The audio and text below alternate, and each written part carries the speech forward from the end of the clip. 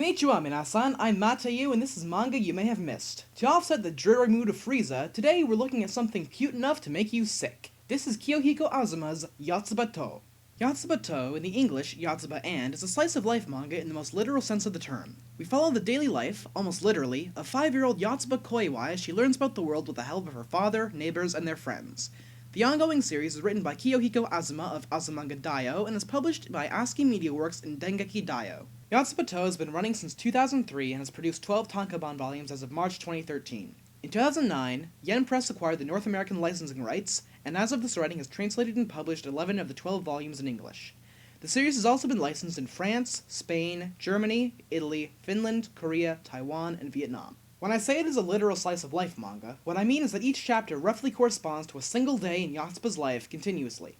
Azuma Sensei has stated that Yotsuba takes place in present day, meaning that the exact year that the series takes place in is whenever it's being read. There are official dates for each chapter through Volume 5, which are given in an art book distributed in Japan of Volume 6, and available to see on Wikipedia. Each chapter is titled Yotsuba and Something, hence the title of the series. The first chapter begins with a neighborhood in a certain town. There are sunflowers and a heavily laden truck. In the dazzling sunlight of summer, with a smile on her face, they arrived at their town. Inside the truck are a man and a girl who is very impressed with her new location. She says that there are a lot of houses, and is excited to learn that there are stores, too. This, as you may have guessed, is our titular Yotsuba along with her father.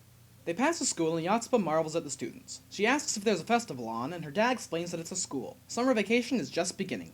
Yotsuba waves out the window at the students rather enthusiastically. Ecstatic at getting a wave back, she instructs her dad to wave too, though he's driving and therefore can't. She continues waving at every single person they pass. They arrive, though Yotsuba doesn't know where. Before her dad can tell her, she spots their friend. This is Jumbo. Dad pulls the truck to a stop, and Yotsuba runs over to Jumbo. Dad asks if another friend called Yanda is coming, and Jumbo says that he made an excuse and isn't reliable. Yotsuba says that Jumbo has grown since the last time they saw each other, which he's apparently parroting, and Dad says that Jumbo will have to function as two people to pick up the slack. Jumbo protests, and Yotsuba interjects to say that she'll help too. Jumbo thanks her and says that Dad is undependable, which Yotsuba agrees with to her father's chagrin. They begin unloading the truck, Yotsuba carrying as much as she can. She goes back for another box, but all of a sudden there's a butterfly and it's just so interesting! Dad, and I feel this is the time to mention that Mr. Koiwa has not yet received a given name, and Jumbo finish unpacking. Jumbo asks if Dad has gotten greeting gifts for the neighborhood yet, which he hasn't, so Jumbo volunteers to get some. He's cautioned not to get something weird or something that he alone would want. They then notice that Yotsuba left some time ago. Dad isn't too worried, thinking that if she gets hungry she'll come back, but Jumbo says he'll pick her up if he sees her. Jumbo leaves and Dad gets back to work. A girl rides by on a bicycle as Dad's wondering where to put the trash. She asks if he's moving in and introduces her family as the Koiwai's new next-door neighbors, the Ayases. She shows him where to put his recycling. She knows a surprising amount about municipal practices for a high school student, and in Dad's words seems really together. More so than he was at her age. And is right now. Miss Ayase, whose given name will be told later in this chapter, asks if he'll be living by himself, and Dad mentions that Yotsuba is missing. Miss Ayase asks if Dad wants her to look for Yotsuba, but he says that this is actually a common occurrence and not something to be unduly worried about.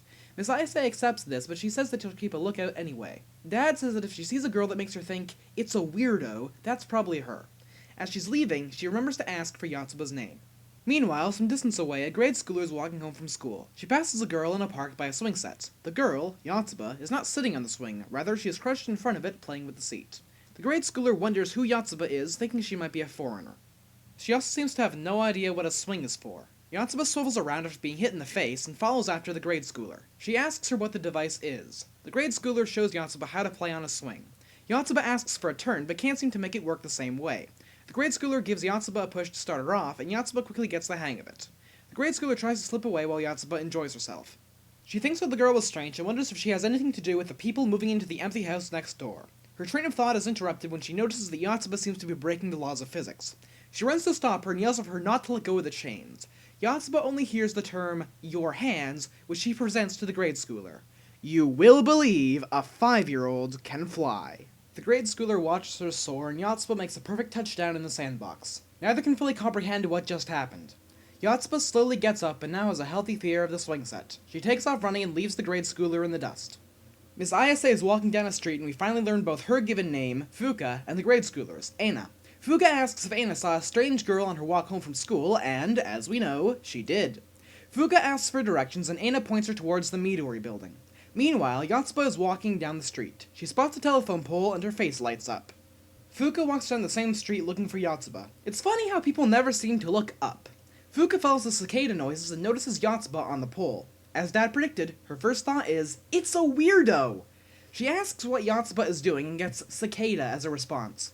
Yotsuba shimmies down the pole and, to her surprise, Fuuka identifies her. She ponders how this could be for a second until Fuuka tells her it's because Dad told her to pick Yotsuba up. The two begin to walk home and Fuuka asks what grade Yotsuba is in. Yotsuba loves her daddy. She starts to say something else but suddenly cuts herself off. She remembers that her dad told her to never go with a stranger no matter the circumstances because they're likely to be a bad person.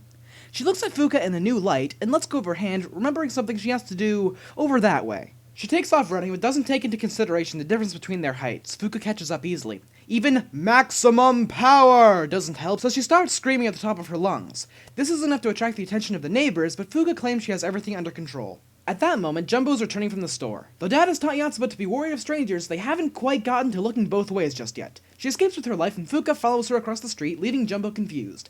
From a ways down the street, Aina hears the screaming. She sees Fuuka and Yotsuba heading towards her. Fuuka yells for Aina to grab Yotsuba, which, though confused, she prepares to do. Unfortunately, she fails to consider Yotsuba's height, and the 5-year-old dashes between her legs. Fuuka, rather than lose momentum, vaults over Aina's back and continues the chase. A third girl also hears the sounds of the pursuit. We learn that her name is Asagi as Fuuka yells for her to grab Yotsuba. Yotsuba begs Asagi's help and tells her to get the bad person, to Fuuka's surprise. It surprises her even more that Asagi agrees to help and knocks her on the head. Asagi basks in the glory for a second before asking Fuuka what's going on. At that point, Dad comes out of the house and thanks Asagi for bringing her back. When he asks, Fuuka introduces them as her sisters, Asagi, the oldest, Fuuka, the second in line, and Aina, the youngest. Dad introduces himself and Yotsuba, but the 5-year-old is still confused. Dad explains that the ISA girls are their neighbors, and Fuuka confirms that they live next door. Yotsuba is still confused, however, as her house is way out there.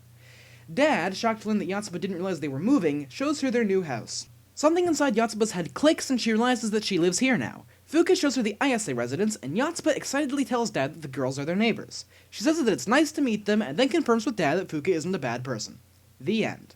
Despite Yotsuba To's popularity, there is no anime adaptation, nor is there likely to be one. Azuma-sensei has stated that Yotsuba To's stories and style are not suited for animation, and I have to agree with him. As fun as Yotsuba To is, a story that literally moves day by day would not be easy to adapt into animation. What else can I say? Yotsuba To wonderfully captures the joy of watching a child learn about the world. It's one of the best things I've ever read. And yes, Yotsuba has been unofficially adopted as the site mascot of 4chan. Happy now?